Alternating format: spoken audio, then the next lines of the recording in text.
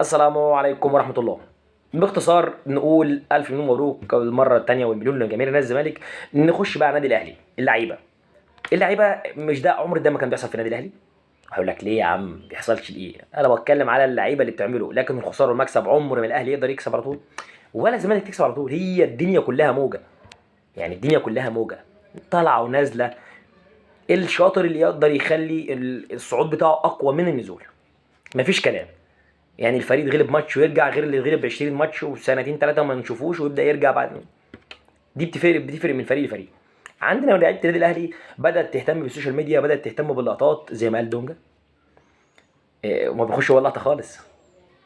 ان احنا فريق بدينا نتغر، يعني رامي ربيعه وانتوا بتعملوا انتوا الاثنين من امتى؟ والاهلي بيعمل كده. اكسب احتفل،